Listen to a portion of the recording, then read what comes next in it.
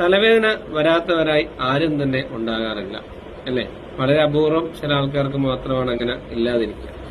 എന്നാൽ ചിലര് പറയാറുണ്ട്, യാത്ര ചെയ്താൽ, ഭക്ഷണം കഴിക്കുന്നതൊന്ന് മാറിയാൽ, ഭക്ഷണം സമയത്ത് കഴിക്കാതിരുന്നാൽ, ഒരു യാത്ര പോകുമ്പോൾ, കയറ്റം കയറുമ്പോൾ, വെയിൽ കൊണ്ടാൽ ഒക്കെ തലവേദനയാണ്. ഉറക്കം ഒരു ദിവസം നിന്ന് കഴിഞ്ഞാൽ പിറ്റേ ദിവസം രാവിലെ തല പൊങ്ങൂലെന്ന് പറയും. അപ്പോ പല കാരണങ്ങൾ കൊണ്ട് തലവേദന ഉണ്ടാകുന്നതായിട്ട് നമുക്ക് മനസ്സിലാക്കാം. ശരീരത്തിനകത്ത് എന്തൊക്കെയോ കൃത്യമായിട്ട് പുറത്തേക്ക് പോകേണ്ട മാലിന്യങ്ങൾ പുറത്തു പോകാതിരിക്കുകയും സർക്കുലേഷൻ കുറയുകയും ചെയ്യുമ്പോഴാണ് പലർക്കും തലവേദന വരിക.